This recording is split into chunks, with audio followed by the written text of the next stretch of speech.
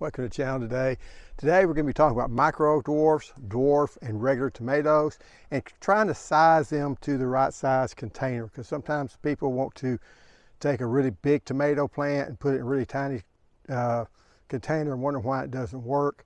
You can grow tomatoes about any size containers that you want.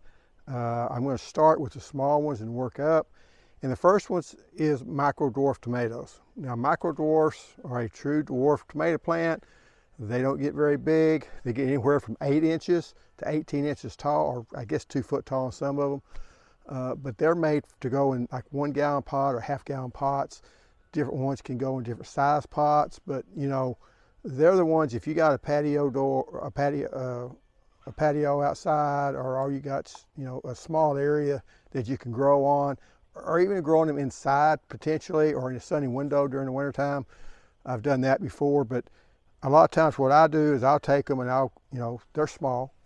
I can pick this up and take it outside like 7 days a day, and if it's gonna get cold, I bring it back inside. So that's what I'll probably be doing today.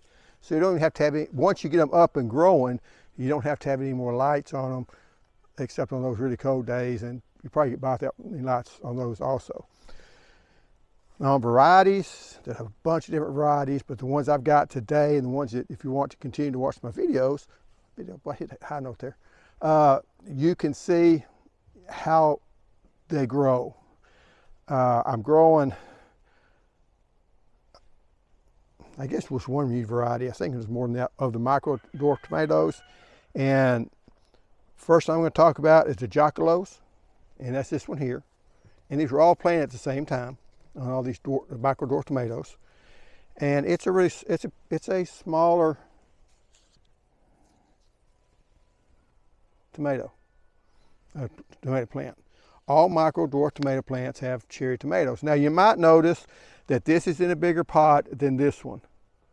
Okay, this is actually a much bigger plant than this one is.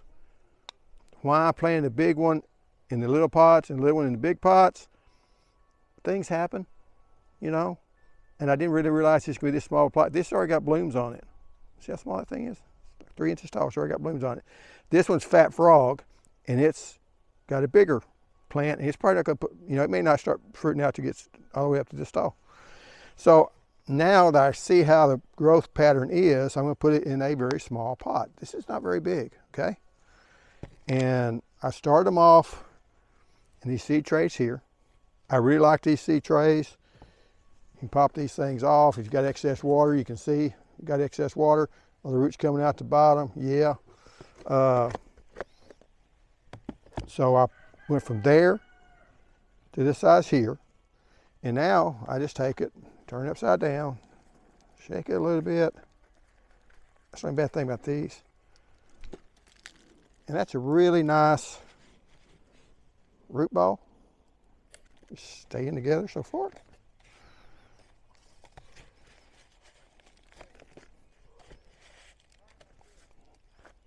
And we'll just set it down there like that. I don't really have to plant any deeper because it's a small tomato plant anyway.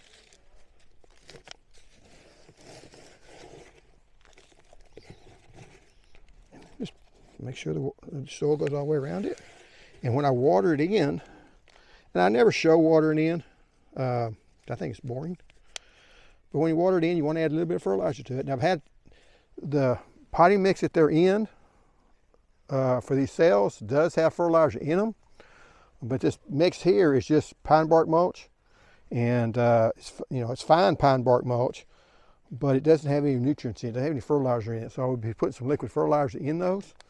Now I've made my feelings clear on. I like using, and want to try to keep that dirt off the leaves best you can, because it will spread disease.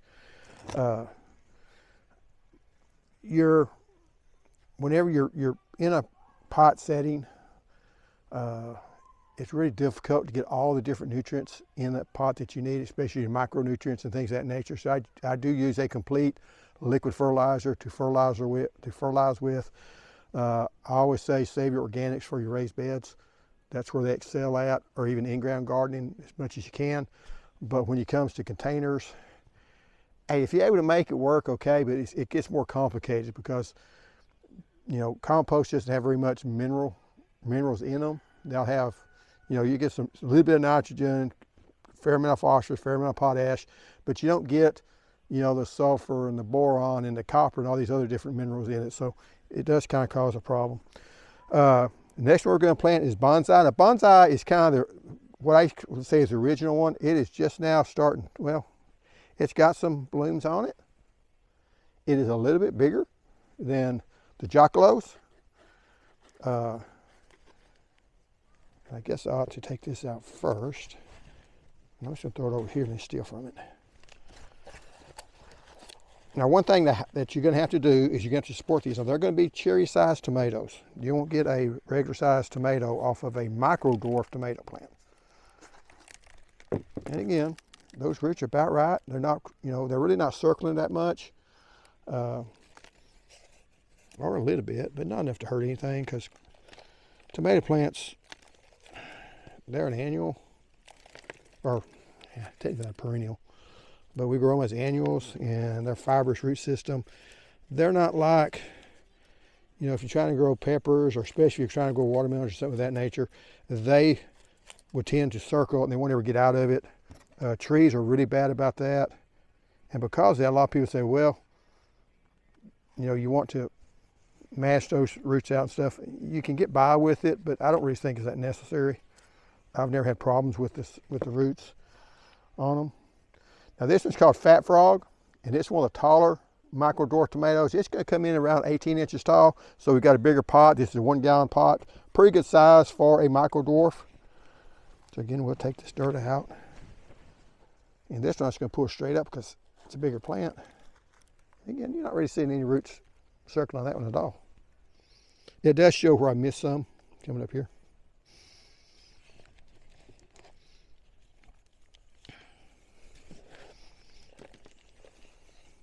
And again, all these will be watered once I get through doing the video.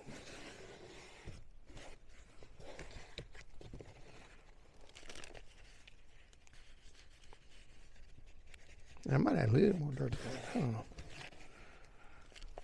Anyway, that's those. Next off, we're going to be talking about is your dwarf tomatoes. Now, dwarf tomatoes, they come in every shape, size, color that you want. They are a regular tomato that has a gene in them that shrinks the size down about half the size of the regular like parent tomato. Okay, so if you had a tomato plant that was growing 8 foot tall, it's only going to grow 4 foot tall. So they tend to grow between 2 and 4 foot tall. And anyway, with that, first thing we're going to talk about is one I've not grown before. It's called tomato, and they're going to need about a 5 gallon bucket. Okay, if you're going to grow a dwarf tomato, they need a 5 gallon bucket, or these are 10 gallon fabric pots. I believe they're 10 gallons. So, you know, these 5 gallons, it has 5 gallon bucket has more soil or more volume in it than a 5 gallon fabric pot. A fabric pot, I think, only has about 6, because it goes, any of your nursery trade, it goes on a different scale. So it's really about 6/10 of a gallon as opposed to a full gallon on a 5 gallon bucket. So that's just something to think about. And this one has a weird tomato shape to, or leaf to it. And they call it potato leaf. Again, notice these roots are growing down. Okay, that's what you want. You don't want roots growing around here. If you can keep from it, it's not that big a deal.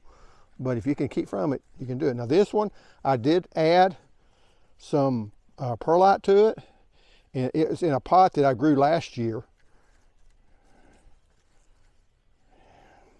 I'm having a hard time getting my stuff in the middle here lately. There we go, like I wanted it. And so it's just got a different kind of leaf. I don't like that leaf structure that well, but you know, we'll see how it goes. It tends to me to seem like it gets more diseases. That could be my imagination. I've never done any test or study on it. It just seems to be that way. Now, I'm going to set these to the side because this is another dwarf tomato, and this is a micro dwarf, and that's a micro dwarf. But these over here were planted 2 weeks later, including these, and they're your dwarf tomatoes. So even though they're smaller, they're going to get bigger overall. Again, they're in that nice little tray. I can see right now, I'm probably going to put some water in it tonight, so they have plenty of water. Got plenty of roots coming out in them. I do have, this here is one that's called Fuzzy Wuzzy. And it's got very distinctive leaves. Now, if you'll notice, there's one way over here that's got that distinctive leaf. So apparently, all I could figure out is it must have been a bug or something must have taken a seed from there and carried it all the way over here and planted that deal right there. That's the only thing that makes sense to me, because the only other thing it could be is I messed up. So we'll go with it, something carried it over there. But anyway, anybody can make mistakes. So,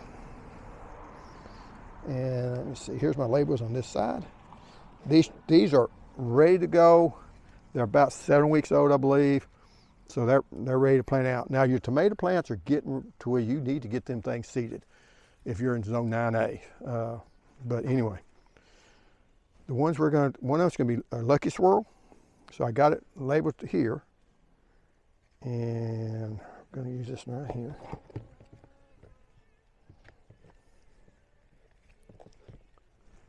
And again, those roots are growing down like you want them to.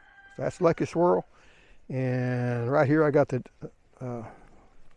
deal for Lucky Swirl. Now this, since this is in these fabric pots, it's going to have plenty of drainage. So what I did different, I did not put any perlite in these. I could have put maybe a little compost in them, could have put some sphagnum peat moss in them. But this is pretty well ground. So I think it should hold enough moisture, but you know, the perlite helps you drainage. We're not gonna have problems with drainage in these pots here. So I'm not worried about drainage, where on a pot like this I am, because this will retain too much water because you get evaporation from all sides. So the other one we got here is gonna be Tasmanian chocolate. So we're gonna find where my Tasmanian chocolate's at.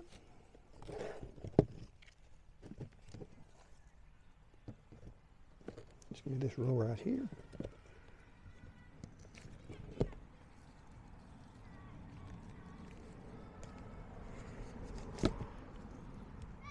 Okay, I just said, got lots of roots, and the roots are growing down, not growing around. So that's what we want. And like I said, that's a good little transplant. We'll stick him in the ground. And then we got Kookaburra Cackle.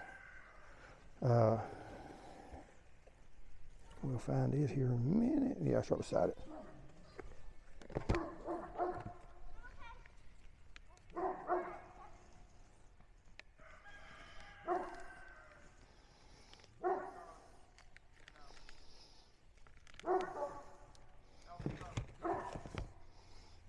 Again, got a good root system to it.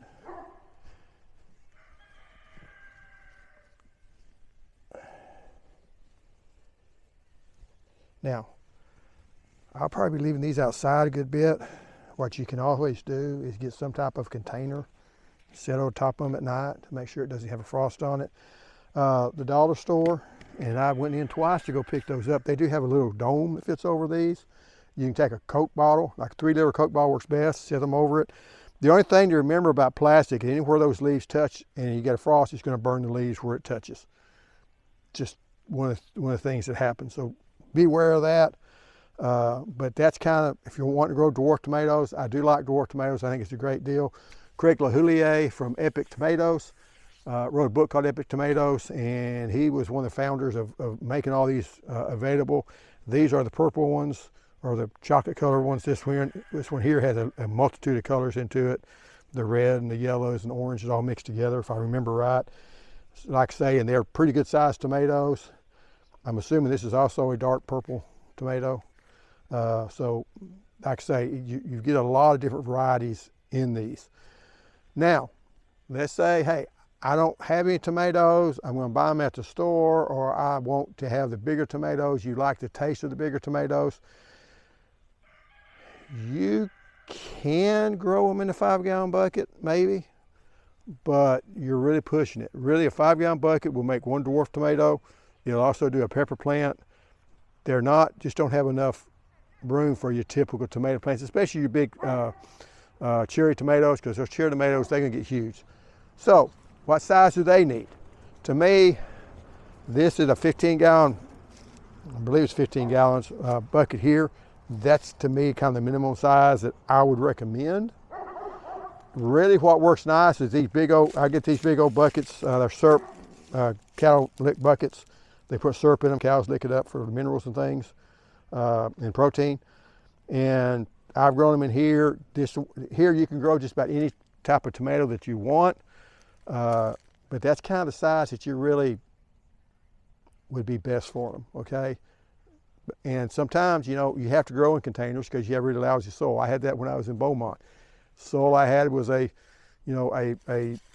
tight clay, and we're in a heavy rainfall area. It just would rot, the roots on them just could not produce, and that's when I started growing them in here. And I grew Celebrity, Better Boy, the regular tomatoes in this size containers, probably in that container there, because those will last, some of them last a long time, some of them don't. But try to get as big as you can. You know, bigger in that case is better. But main thing that's kind of trying to show you today is you can grow a tomato. They have all kinds of varieties now and types that you can grow a tomato. Actually, even these little bitty containers all the way up to these great big ones here. So you're not limited to saying, hey, I can't put it in a raised bed or whatever. Now, a dwarf tomato will work good in a raised bed. I don't really like them out in ground because they just really seem to can't compete as much as a regular tomato would. And they do have a little bit more maybe disease problems potentially because they've not been bred for disease, they've been bred for size. But anyway, but that's, everybody's different. I got a really high disease pressure, but that's kind of like I say, if you want to grow micro dwarfs, and regular tomatoes, you can do it in containers. It's not incredibly hard. Like I say, I do use liquid fertilizer, Miracle-Gro. It just seems to make things easier. The thing about on Miracle-Gro is use the small end of that spoon, not the big one, because you don't want to over fertilize them, but you do want them to be, you know, a darker, or at least a darkish green. You don't want, if they're really yellow and stuff, they need nitrogen, okay? But anyway, have any questions, put down in the comments. I'm a small channel, I can answer your questions. Sometimes I answer in a fair amount of detail, but I do want you to be successful in gardening. I'm not trying to grow the channel and be great big, but the people I do have, I do want to provide you with information that you can use and you can grow some of your own food. Anyway, thanks for watching, and I'll see you next time.